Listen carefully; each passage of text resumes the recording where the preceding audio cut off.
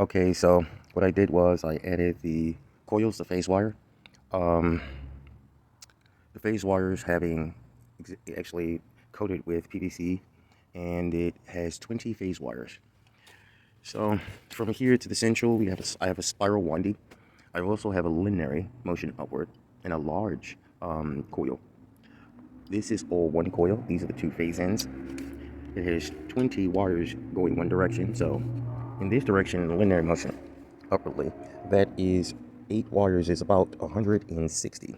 So that's 20 phase wires within it.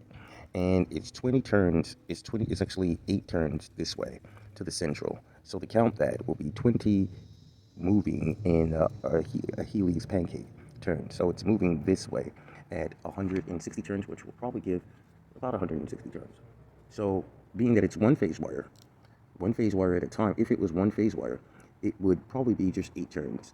But the reason why I put 160 turns is because of the bulk wire that's localized in here. So the bulk turns, where they're all synchronous, which broadens the magnetic field, being local to another coil, phase wire, audio wire. And the audio wire is gauge 20, I believe it's 25.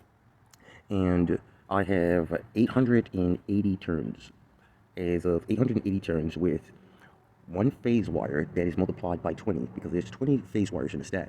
So in here, I have 260 turns to the left, and I have 260 turns to the right.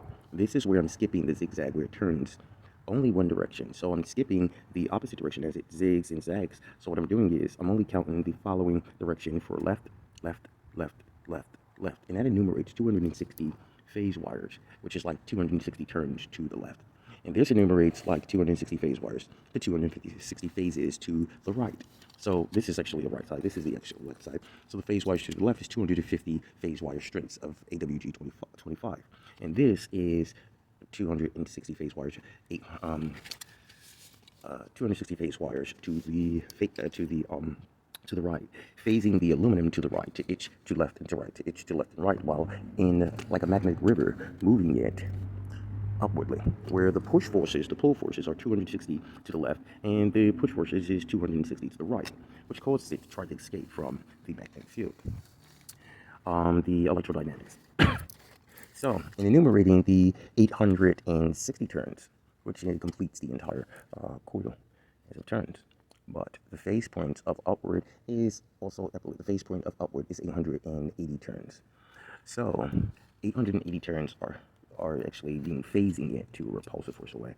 So, what I did was this part, I'm going to add another coil, which is going to be just straight linear zigzag without the deformation up to the horns to align the system. So what I'm going to do is I'm going to wrap it in another zigzag to itch. And this is going to be coated. I'm going to coat this to glue this within the system. And then I'm going to overlay it with a piece of metal. And this is going to be aluminum. This is going to be a piece of metal. I mean, a piece of metal I'm going to put on top of here. After I coat this in a protection on resin, I believe it is. For industrial strength adhesive.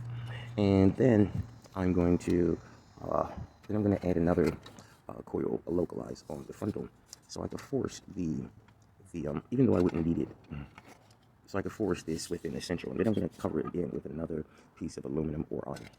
So this is the iron faceplate which I made. I just cut it out of an aluminum sheet, actually pan. Pan is right there. So, and I made it out of an aluminum pan, and I used my industrial wire to create this type of Iron Man system. The coils, I've wired the coils and glued them together so that they're fixed within a shape, and correspond alongside with the shape of the unit within the subsystem of the actually this is the engine. So my name is Jermaine Moore, and I'll talk to you later, and to be continued.